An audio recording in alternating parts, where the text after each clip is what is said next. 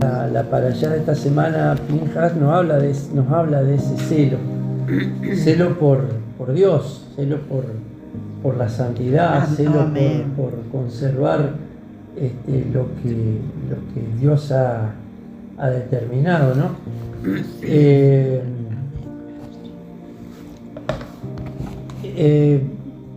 Leemos esto, bueno, la historia en realidad comienza en la para allá anterior, ¿no?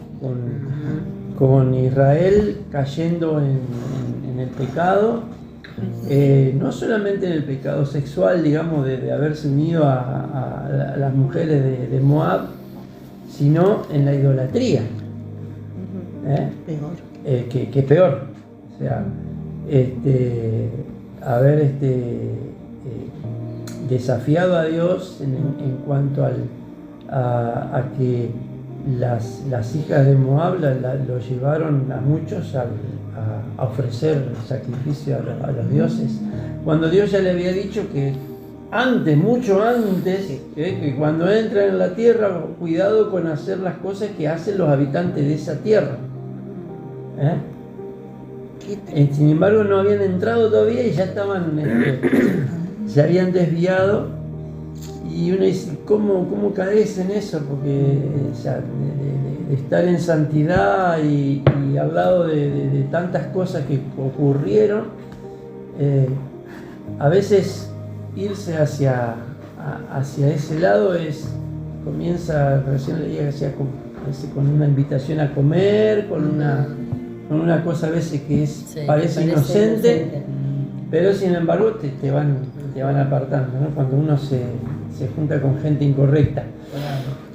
No es que tenemos que rechazar a todo lo que no sea como nosotros, pero el tema es cuando uno comparte cosas con gente que no ama al Señor. O sea, uno tiene que estar a veces en el trabajo, en muchos lugares, pero una cosa es estar en el mismo lugar y otra cosa es compartir realmente lo que el otro hace, ¿no? El versículo 11 allí comienza la para allá, pero como digo, la historia viene de antes, cuando Fines o Pinhas, es lo mismo, mata a uno de los príncipes de Israel junto con una mujer que era princesa. No era cualquiera tampoco. Y lo que sí tenemos que tener en cuenta, o sea, porque nos resulta un poco difícil de entender, este hombre, movido por ese celo por Dios, agarra una lanza y los atraviesa a los dos. No. Yo vi la película. ¿Ah, viste? Sí. Por ahí uno corre el riesgo de juzgar con los parámetros actuales cosas que ocurrieron hace 3.500 años. No podemos, nos resulta incluso difícil de entender cómo Dios después dice, Pinhas, hijo de Eleazar, hijo del sacerdote, ha hecho apartar mi furor de los hijos de Israel. Y Dios hace un pacto con Pinhas, le da ese pacto de paz, digamos, aprobando lo que hizo. Y nos resulta un poco difícil la violencia con que actúa y con que la palabra lo relata, nos resulta un poco difícil de entender para nuestros días. Nosotros no se nos ocurriría hacer algo así. No. Y aparte sabiendo que el Señor no acepta sacrificio humano. También, sí. Ahora, como dijo, el problema no solamente fue la inmoralidad sexual, sino la idolatría que eso produjo, ¿no? Eso, una pregunta, sí. Pastor. Esto que pasa acá, en esta parte, ¿es lo que también le ocurre a Salomón? Sí, cuando se pierde sí. Con las mujeres, sí. Sería yo le había también. dicho que no lo haga. Sí. Es parecido, por eso después el reino se divide. Se divide, sí. Por eso el reino se divide, no en el tiempo de Salomón, porque le dijo, bueno, no, se va a dividir, no en tu tiempo, vas a terminar tu reinado, pero el que siga se va a dividir. ¿Qué se va a dividir? Aún así vemos la misericordia del sí, Señor, porque sí, el Señor obviamente podría haber repuesto su mano. Lo que Balaam no consiguió mediante maldiciones, lo que Balak no podía hacer mediante una acción física, bélica, ¿no? con los soldados, lo consigue Moab a través de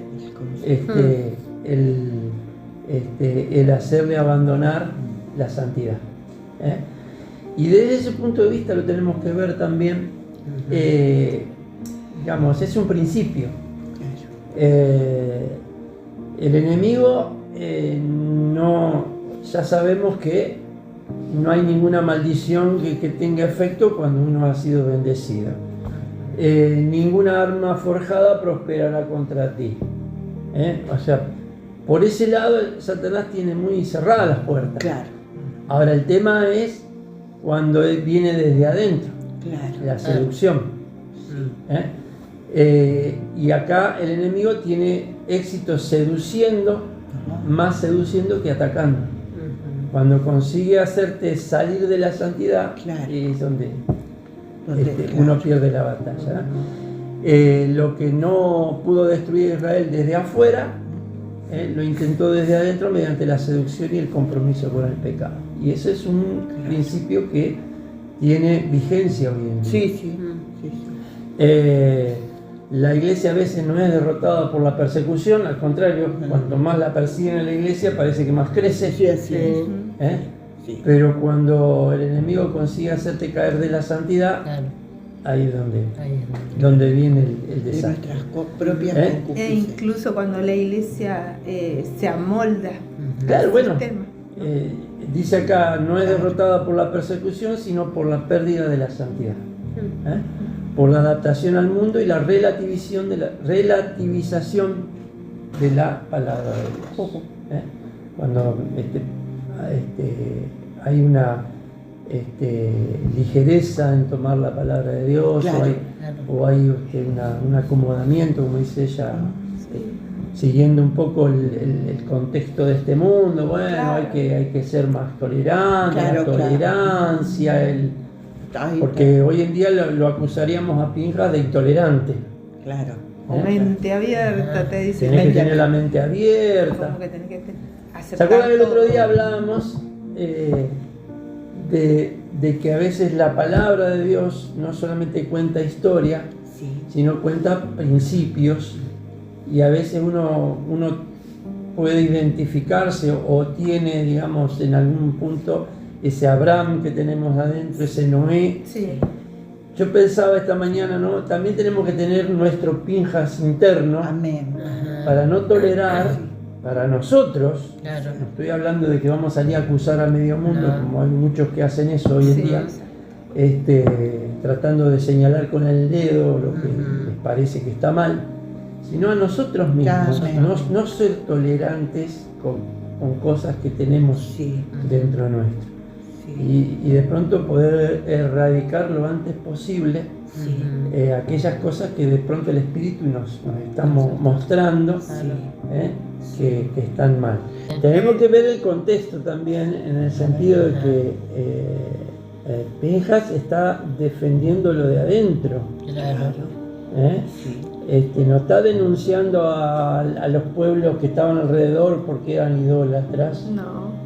Estaba defendiendo, estaba siendo celoso porque la actitud de alguien de su propio pueblo estaba haciendo que Israel se perdiera. Y estaba provocando muertes. Estaba provocando. Dice, Pinjas no actúa por un impulso personal ni buscando reconocimiento o protagonismo, sino que actúa por el celo por el Señor. Amén. Así es. Y de hecho, después de este episodio no se lo nombra nunca más a Pinjas. No es que se convierte en un líder, héroe, nombre, en un héroe, no se sabe muy sí, después de él, gracias a esa acción que él tuvo, dice, Dios hace su pacto de paz. Y estaba leyendo alguna... Salvó a Israel. Sí, pero dice 80 sumos sacerdotes en el tiempo del primer templo, 300 durante la época del segundo templo fueron descendientes de Pinjas. Mira, O sea, cómo una acción repercute en las generaciones. tremendo. Ni hablar.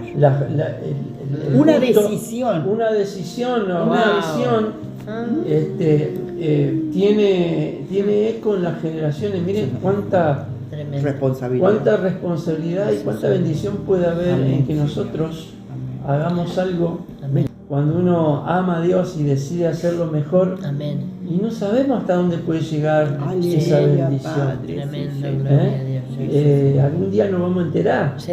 pero Tremendo. capaz que uno no lo ve en el momento, pero esa actitud provoca que después generaciones sirvan al Señor, amen al Señor Gloria a Dios.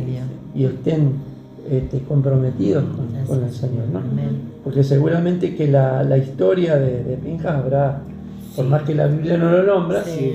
habrá sido relevante para las generaciones Sí, futuras. sí, seguro. Entonces la motivación de Pinjas fue únicamente defender el nombre Tremendo. o el honor del nombre de Dios. Aleluya, sí. Por eso el Señor dice, he aquí yo establezco mi pacto de paz. Amén.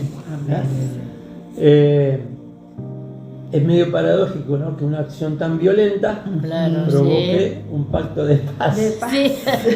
Es cierto. Esas son las cosas del Señor. Pero la paz bíblica, el shalom, no es simplemente la ausencia de conflicto. Claro. Dice, es la restauración del orden establecido por Dios. Tremenda esa frase. O sea, esta para allá de esta semana está llena de estas frases así que las vamos a ir analizando un poquito. Dice, Pinjas eliminó aquello que estaba destruyendo la comunión entre Israel y su creador. O sea, lo que no me acuerdo ahora el nombre de la persona, Cosby era la mujer. Y Sí. Zimri, hijo de Salú, jefe de una familia de la tribu de Simeón. Lo que ellos estaban haciendo, lo estaban haciendo en público. Era un desafío, no era solamente, tenía ganas de estar con la mujer esta, no. Sí. Estaban desafiando la autoridad de Moisés y la autoridad de Dios. Era un acto público, Claro. Sí. porque a la vista de todo el mundo, o sea, era mucho más que simplemente quería estar con la mujer, era desafiar, Desafío. era un desafío a la autoridad de Moisés. Claro. Así, de la misma forma que lo que estuvimos viendo de Coraj, que desafió a Moisés, con su actitud también estaba desafiando Es verdad. la autoridad de Moisés.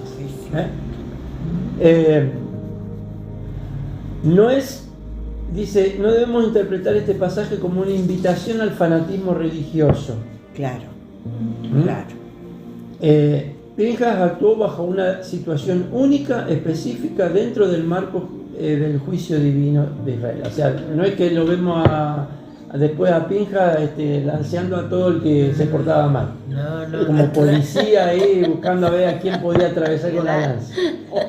Fue un acto único Claro. para una situación única. Así es. Tremendo. Así es. No, eso no es un ejemplo a seguir, digamos. Es cuando uno tiene que actuar bajo la dirección de Dios y no puede dudar. Sí. Dice, o sea, es un principio espiritual en todo caso, Claro. la actitud de actitud. Pinjas. Amén.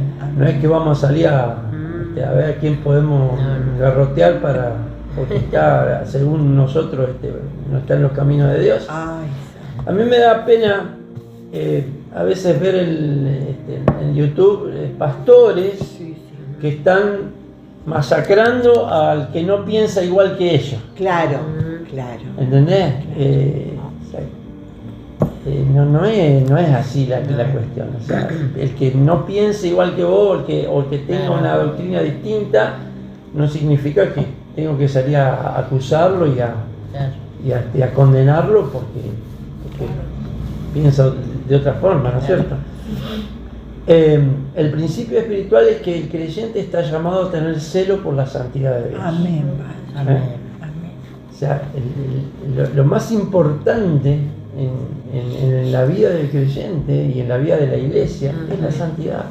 Sin Sí. santidad Nadie verá. nadie verá al Nadie verá Señor. al Señor. Yeshua cuando vio a los vendedores en el templo haciendo negocio, estafando a la gente, qué sé yo, dice el Salmo 69, el celo de tu casa me consume. ¿Eh? O sea, Jesús no vino a limpiar el templo, no era su tarea principal, pero se indignó Sí.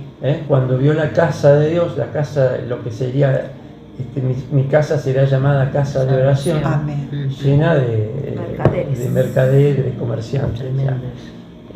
y no es que estaban afuera, estaban adentro. Adentro. Adentro. ¿Eh? El celo nunca nace del odio a las personas. El celo nunca nace del odio, nace del amor por Dios. Amén. Quien ama profundamente al Señor también ama lo que Dios ama. Aleluya. Y rechaza todo aquello que destruye la comunión con Él. Amén. Dice, en nuestros días existe una fuerte tendencia a presentar un evangelio sin arrepentimiento. Ayer estaba escuchando algo Es cierto eso, ¿eh? de la palabra evangelio. Evangelio es una palabra griega. Generalmente decimos buenas noticias. Sí. En realidad es buen mensaje. Evangelio viene de la palabra ev, que significa bueno en griego, y ángelos, que es ángel o mensajero, Sí, o sí, mensaje. Sí, sí. Es el buen mensaje. O sea, Amén. el mensaje de Dios, ese buen mensaje de Dios hacia el hombre requiere arrepentimiento. O Amén. sea, por más bueno que sea el mensaje, requiere una respuesta que es el arrepentimiento. Amén. La gracia sin transformación. O sea, estamos bajo la gracia. No quiere decir que pueda hacer lo que se me antoja. No. Tiene que haber una transferencia. Y la fe sin obediencia. La fe indefectiblemente obedece. Mira. Por eso Abraham no obedeció. Amén. Por la fe. Por la fe. ¿Y sí? O sea, Abraham no dudó. ¿Eh? Amén. Cuando Dios le Nunca lo dijo, había visto así. cuando le dije, bueno, agarrá tus cosas y deja tu casa, tu parentela, tu tierra y andá a donde yo te voy a decir. Todavía no le dijo ni a dónde iba. Salió sin saber a dónde iba, pero salió. La fe sin obediencia no es fe. ¿Y sí? Es una creencia. Hasta es una superstición, porque, Sí, sí. pero la fe sin obediencia no es fe. No existe. Hay una traducción de, no creo que la Kadosh, así cuando habla de la fe, siempre pone fe obediente. Fe obediente. Sí. Yo tengo la cara. Fíjate en la Kadosh, cuando muchas veces que las cartas de Pablo, que yo, hablan de la fe, Obediente. pone fe obediente. Lo voy a fijar. Porque claro, uno dice, bueno, somos salvos por la fe. Sí, es cierto. Sí, somos salvos por la fe, pero una fe obediente. Amén. Amén. No lo dice así, el original no pone esa palabra, No, pero es como para dar a entender que la fe requiere obediencia. Amén. ¿No? Claro. La verdadera libertad no consiste en vivir según nuestros propios deseos, sino el ser libres de la esclavitud del pecado para obedecer voluntariamente la voluntad del Padre. La santidad sigue siendo una parte esencial del carácter del pueblo de Dios. La santidad. La gracia no elimina el llamado a la obediencia, lo hace posible en todo caso. Ajá. La gracia es lo que te ayuda a obedecer. Amén. Que ya uno no obedece por legalismo, no obedece por tradición, no hace las cosas porque la religión me lo manda, No. sino que la gracia de Dios, el amor de Dios nos ayuda y nos impulsa. Sí, sí. O sea, el Para- Espíritu Santo. El Espíritu, sí. hasta ahí un poco, bueno, hay quizás muchas cosas para ver de este episodio, ¿no?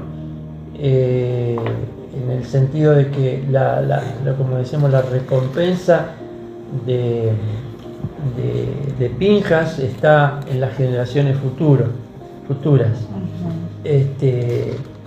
En los días del rey David, dice aquí el sacerdote Sadoc, que era descendiente de Pinjas. Esdras era descendiente de Pinjas. Y probablemente Zacarías y probablemente Juan el Bautista. Wow. Y sí, vuelve el carácter a Juan el Bautista, que no se casaba con nadie. Y le decía a los... Denunciaba. ¿Quién les enseñó a huir de la ira venidera a ustedes? ¿Para qué vienen acá? ¿Será que están arrepentidos realmente, por eso quieren bautizarse? ¿O vienen ¿Vos sabés qué te digan? Sí.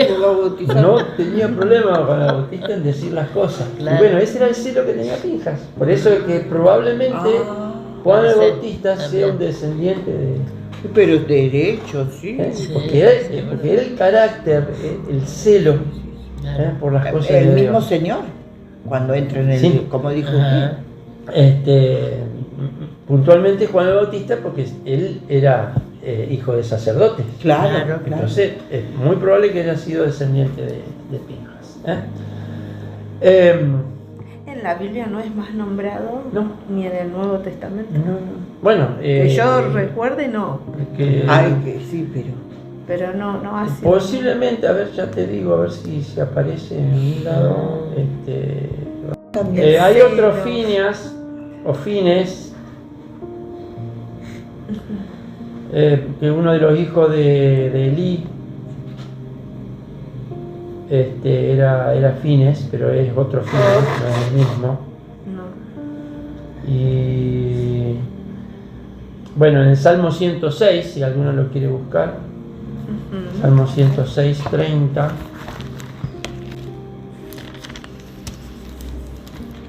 $106:30 dice. Se lee el 29 también. Provocaron la ira de Dios con sus obras, y se desarrolló la mortandad entre ellos. Entonces se levantó Fines e hizo juicio, y se detuvo la plaga. Ahí está. Y le fue contado por justicia de generación en generación para siempre. Ahí está, de generación en generación le fue contado por justicia. En Esdras capítulo 8, bueno, aparece ahí: al cuarto día fue luego pesada la plata, el oro, los utensilios en la casa de nuestro Dios por mano del sacerdote Meremot, hijo de Urías, y con él Eleazar, hijo de Fines, y con ellos Josadab, hijo de Jesúa, y Noadías. Ahí está un Eleazar que era descendiente de Fines. Cuando dice hijo, no quiere decir que sea hijo directo. ¿En qué pasaje Puede está? ser un antepasado. Sí. ¿Sí? Esdras Eso es 8. Esdras capítulo 8, versículo 32. Ahí aparece 32. el nombre de Fines. Fíjense que Fines es Pinjas. Ahora, qué llamativo ese nombre, la traducción, boca de serpiente. Ajá. Analizar un nombre, una palabra con lo que nosotros sabemos en nuestra cultura. Jesús dijo: sean astutos, ¿cómo es? Manso como paloma, pero astuto como serpiente. Ya tengo que ser astuto como una serpiente, pero tengo que ubicarlo en el contexto. O sea, Claro. cuando vos le decís serpiente a alguien, estás mostrando lo peor de una persona. Nadie se quiere comparar. Nadie se quiere comparar con una serpiente o con un burro. Pero en el contexto del Antiguo Testamento no era tanto una ofensa eso. Las palabras tienen la misma fuerza, el mismo significado en una cultura que en otra. Es cierto. Mire, a la mujer la comparan con la yegua en Cantar de los Cantares. Claro. Con una yegua. Y bueno, pero escúchame, claro, en nuestra cultura decirle eso a una mujer es una ofensa terrible. Pero ¿qué te Pero en una cultura donde se manejan Claro. donde el caballo, el equino era una herramienta, algo que le daba estatus a la persona. Claro. Entonces ahí ya cambia. Claro. Entonces tenemos que ubicarnos Claro. en el contexto. En eso. ¿Ah? Tremendo. Bueno, volvemos. El capítulo 26 habla del censo, eso medio rápido lo mencionamos. Cuando habla del censo, otro censo que se hace estando en Moab, se nombra cerca de 80 veces la palabra mishpajá, Ajá, familia. familia. Y acá hay un énfasis en este censo, capaz que en los otros no aparece, pero en esto hay un énfasis muy especial en las familias. Amén. Dios está interesado en las familias. Aleluya, sí, Señor. Y de tal manera que, claro, en la traducción al castellano, en cualquier traducción no lo vamos a ver a esto, pero por ejemplo dice,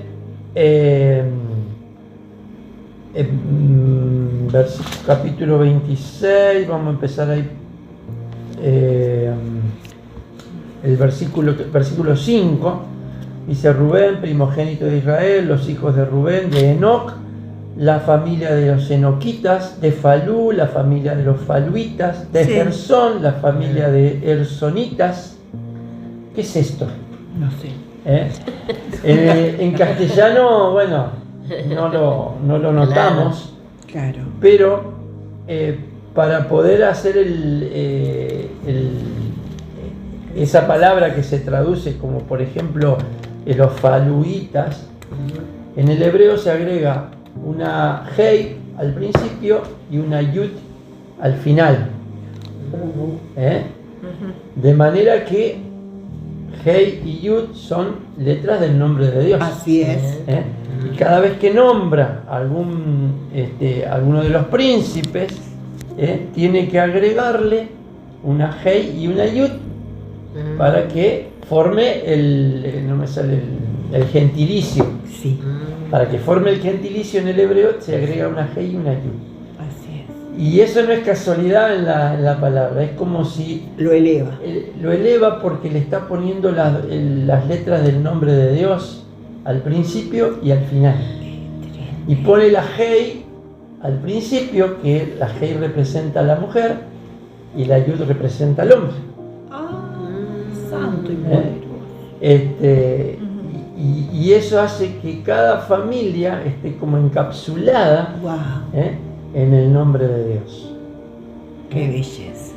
Porque la familia es diseño de Dios. Amén. Claro. Amén. Es el diseño de Dios. Y hoy en día que la familia está tan atacada, tan, Sí, tan Desvalorizada. desvalorizada esa es por, la palabra. Tener por una la familia cultura, normal, ya tener ya una es familia raro. normal ya es revolucionario. Ay, sí. Un poco viendo a algunos jugadores de fútbol, a mí me llama la atención que la mayoría tiene su esposa, sus hijos. Messi, para Sí, empezar, sí, sí, Messi, sí. y Messi es un ejemplo de familia, por Sí, más que sí, vos sí, decís, sí, pero sí. no es creyente. Yo qué sé si no es creyente. Claro, sí, lo sé, sí. Porque tiene valores que Tiene valores el que chico.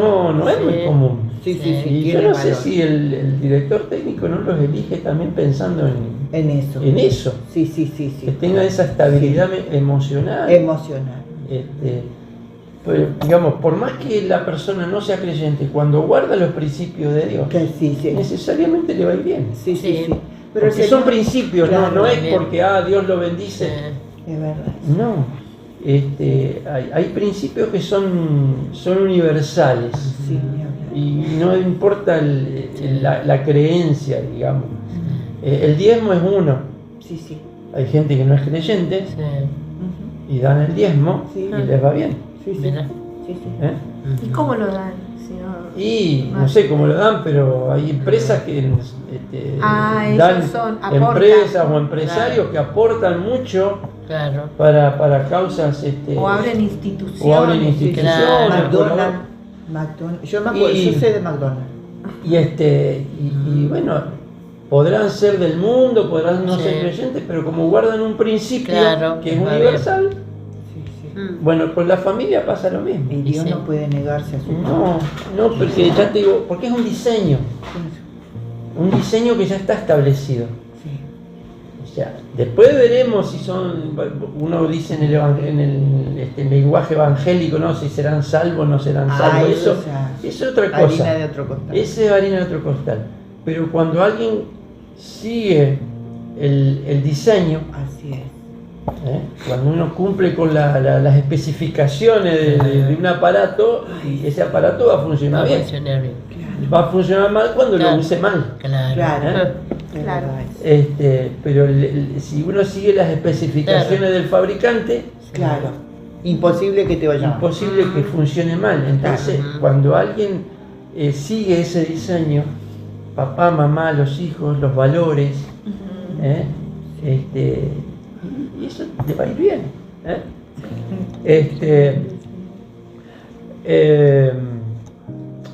En este censo, como digo, está nombrado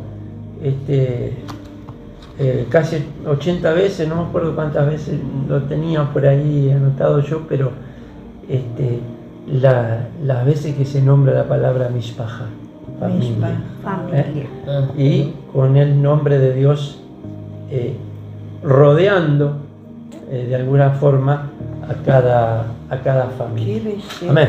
Señor. La promesa dice dada a Abraham fue: en tus simientes serán benditas todas las familias de la tierra. Y de pronto familias que no eran perfectas, que toda familia tiene su bemole, pero el diseño de familia es lo que Dios bendice. Por acá, ahí está lo que yo les comentaba.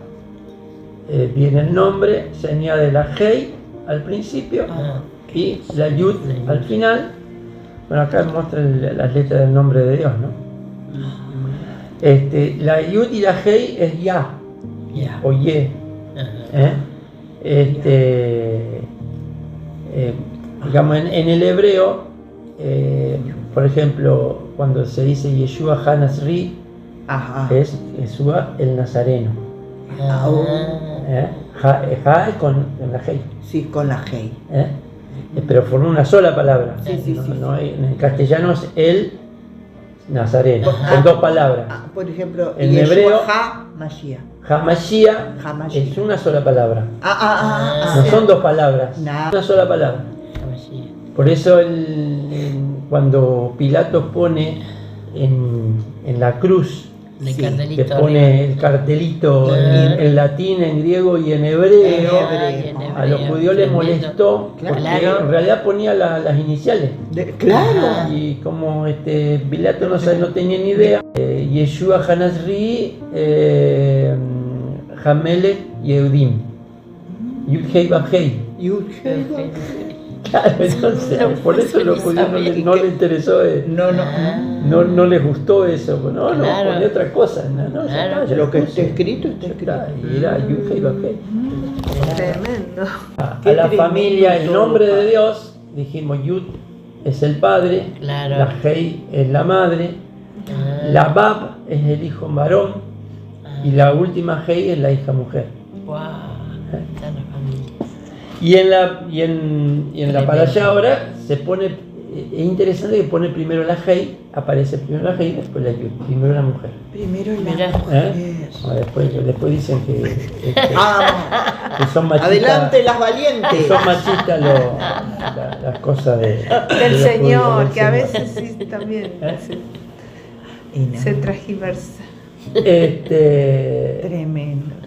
Y bueno, también tiene que ver, ¿no?, con lo que Fiñas detuvo, que era el intento del enemigo por destruir la familia, porque esa persona que se va estaba destruyendo no solo a su familia, estaba destruyendo a toda una nación. Muchos valores, ¿no?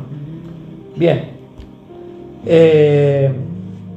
Luego del censo, capítulo 27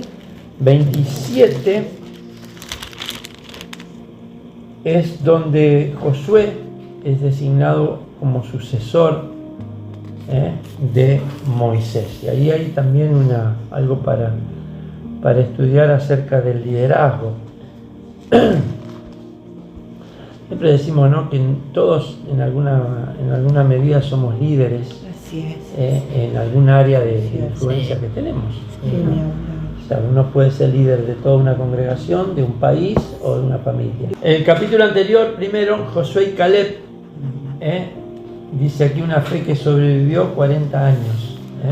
En esta para allá, ya lo recordábamos la vez pasada, 40 años, casi 40 años después de la salida de Egipto, donde ya la generación que se había negado a entrar en la tierra por causa de los espías ya no existía más.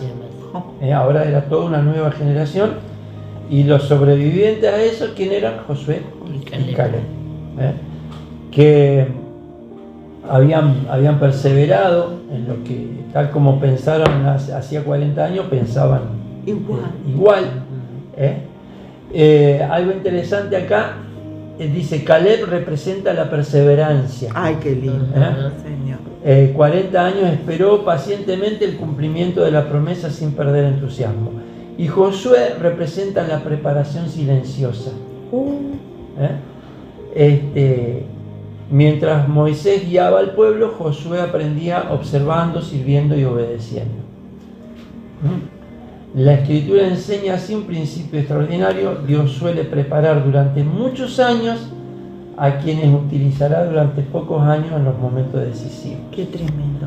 Hoy, en el día que existen los cursos de acelerado, queremos aprender en una semana y poder volvernos millonarios a la otra semana.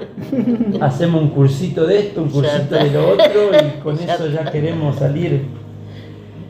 Josué esperó 40 años. No es que esperó. Josué sirvió a Moisés, estaba al lado de Moisés.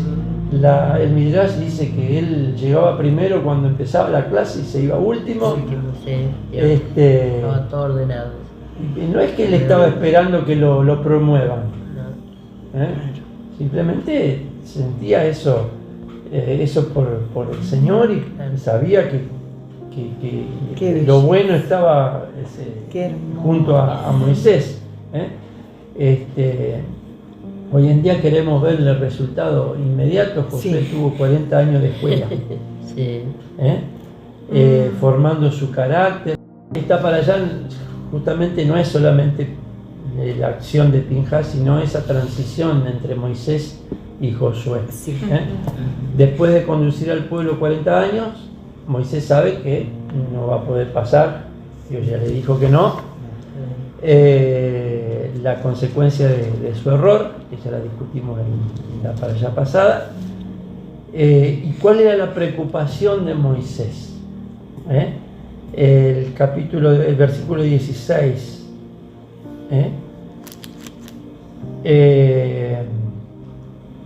¿Qué capítulo, pastor? 27, capítulo 27, versículo 16. Dios le pide al Señor, Moisés le pide al Señor: ponga Jehová, Dios de los espíritus de toda carne, un varón sobre la congregación, que salga delante de ellos, que entre delante de ellos, que los saque y los introduzca, para que la congregación de Jehová no sea como oveja sin pastor. Ay, mi vida. Moisés estaba preocupado porque él no iba a estar. ¿Y a quién, Señor, a quién vas a poner? Claro.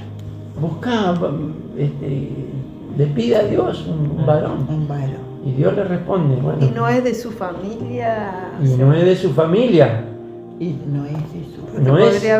Podría haber pensado en sus propios hijos. Claro. Claro. Si él hubiese decidido, Claro. pero él le pide a Dios que lo elija. Claro. No elige él. Él le pide a Dios. Cuánta Porque, sabiduría. Un error es justamente porque Moisés podría haber hecho lo que muchas veces ocurre en muchas iglesias, que no se preocupan por la sucesión. Y cuando a veces muere el patriarca, la iglesia se divide. Pero bueno, no vamos a entrar a analizar esas cosas, analicemos el principio y oremos por eso. En el nombre de Dios.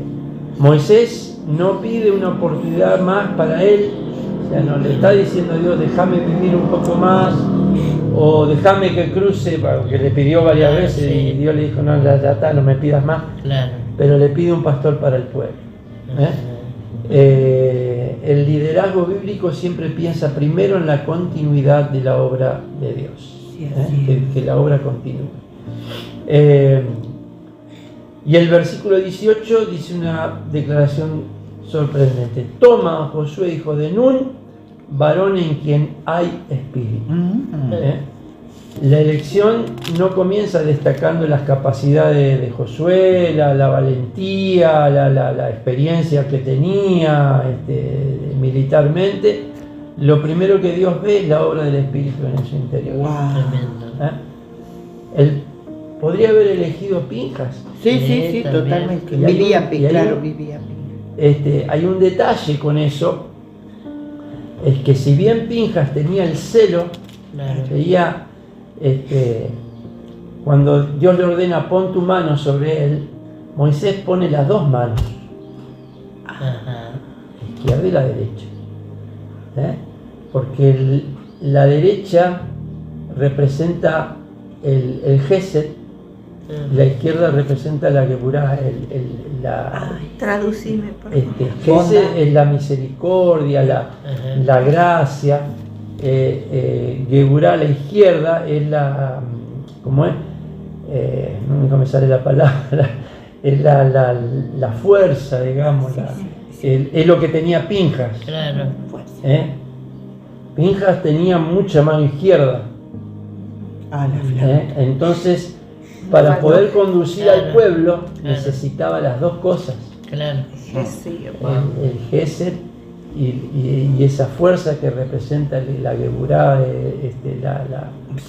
del celo, la fortaleza. Por eso en el contexto hebreo la mano fuerte no es la derecha, la es la izquierda. Wow. Oh, papá. Porque es la mano que representa la severidad, esa palabra no me sale. Severidad. La severidad de Dios. Por eso es la bondad y la severidad. Eso es Gesed y eso es Geburá. Que son necesarias tanto la misericordia como la firmeza. A Josué se le ordena, mira que te mando que te esfuerces, decía Hazak, es eso, que sea fuerte, que tenga firmeza, dice en otra traducción. Pero tienen que ir de la mano las dos cosas para producir lo que Dios quiere. Por eso Moisés pone las dos manos y dice, pone de su dignidad. Dice, el texto no dice que Moisés le entregó toda la autoridad de uno. No podía ser un clon de Moisés. No, claro. Eso también uno tiene que entender, que cuando hay una sucesión del liderazgo, el que viene no necesariamente va a ser igual que el que se va. Claro. Pero de pronto cuando está guiado por Dios es lo que el pueblo necesita. Así es. Así es. Es cuando está guiado realmente, porque Moisés había podido llevar al pueblo hasta el límite, pero no iba a poder pasar. Necesitaban a Josué.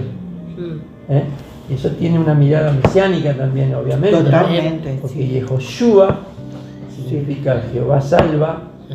Es el mismo nombre que Yeshua.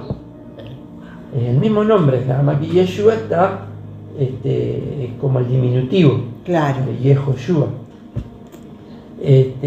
No es casualidad, dice que Moisés conduzca al pueblo hasta el borde de la herencia y sea Josué quien lo introduzca. De manera semejante, la Torah revela que el camino de Dios, pero Yeshua es quien introduce definitivamente al creyente en la plenitud de la promesa. Padre Santo, tremendo. La palabra, la Torah, te guía.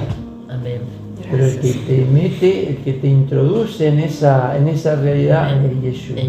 O sea que si hasta ahora hemos tenido un pensamiento como el de Moisés, de venir liderando con nuestra propia vida, para alcanzar tenemos que tener ya la mente de Yeshua. Claro, también se refiere a ese sacrificio que Cristo tuvo que hacer. Padre de gloria. O sea, es por Él que podemos entrar. El que abrió el camino, ¿quién fue? Yeshua. La palabra nos llevó hasta ahí. La Torá nos sigue enseñando, porque no es que dejamos de lado la Torá, nos sigue instruyendo, pero el que nos metió en esa realidad, el que nos abrió el camino, como dice Hebreos, nos abrió el camino hacia el lugar santísimo, fue Yeshua a través de su sacrificio. Y a Josué se le dice repetidamente: mira que te mando que te esfuerces y seas valiente para guardar todo lo que está escrito. Yeshua, él fue al sacrificio por nosotros, pero él guardó todo lo que estaba escrito. Es que él es la Dabar. Que él es el cumplimiento de toda esa palabra. Pero él guardó a la perfección, más que cualquier otro, todos los mandamientos de la Torá. Él no quebrantó ninguno de los mandamientos. Sí estuvo en contra de las tradiciones humanas. Sí estuvo, muchas veces se opuso a esa interpretación que traía la tradición, de agregarle cosas a la palabra que se transformaban en tradiciones de humanos. Y de pronto eran una carga para muchos. Y Jesús le dijo: ustedes le ponen carga a la gente que ni siquiera ustedes la quieren llevar. Tal cual. Muchas de esas traducciones por ahí tenían algún origen, quizás bueno, porque era para resguardar alguna cosa, pero con el tiempo eso se transforma en una tradición que pasado el tiempo no tiene sentido. Que no tiene sentido. Muchas veces los fariseos, en su celo por guardar puntillosamente la Torá, exageraban y iban mucho más allá de lo que realmente la palabra estaba pidiendo. Estaba claro. En lo material, pero se olvidaban del espíritu de esa ley. Por eso Jesús les dice: ustedes escucharon que se les dijo, pero yo les digo. Y le ponía el énfasis en el espíritu de esa ley o de ese mandamiento. Cuando le dice: ustedes escucharon que dice no matarás, pero ustedes cuando le dicen tonto, idiota a su hermano, es como si lo estuviesen matando. Son culpables de asesinato. Porque ese es el espíritu, la verdadera interpretación de la Torá, que no es todo lo material únicamente, es lo que realmente representa en lo espiritual. Amén. Dice: el pueblo de Dios necesita una nueva generación de servidores. El modelo de Moisés es bastante sencillo y natural. Él invirtió años formando a Josué para garantizar la continuidad del plan divino, aunque no sabía que iba a ser Josué, pero lo instruyó. Dios no solo está interesado en Moisés y en Josué, sino en su propósito para la humanidad. Es decir, el éxito en la sucesión y continuidad es el éxito en el plan divino. La Escritura no presenta a Josué como un hombre que buscó el liderazgo. Durante 40 años fue conocido simplemente como el servidor de Moisés, el que estaba al lado de Moisés para atenderlo, para servirlo, para aprender. Y como dijimos, bueno, la tradición judía añade el hecho de que él estaba siempre al lado de Moisés. Quizás, dice Gersón y Eliezer, los hijos de Moisés, esperaban que el liderazgo les correspondiera por herencia, Pero en el reino de Dios los llamados no se transmiten por parentesco, sino por fidelidad. Sí. Porque Gersón y Eliezer eran hijos de Moisés, pero bueno, quizás no fueron del todo fieles a lo que Moisés enseñó. O no estaban llamados. O no estaban llamados, o no estaban capacitados. Dios no escogió al hijo del líder, sino al discípulo que durante décadas sirvió sin buscar reconocimiento. Josué aprendió primero a obedecer antes que a mandar, y a escuchar antes que a hablar, y a seguir antes que a dirigir. Esa es una de las grandes lecciones del liderazgo bíblico. Obedecer antes que mandar. Y sí, quien no aprende a servir difícilmente podrá conducir al pueblo de Dios. Ese es lo que Jesús dijo: sobre poco has sido fiel, sobre mucho te pondré. Amén. Amén.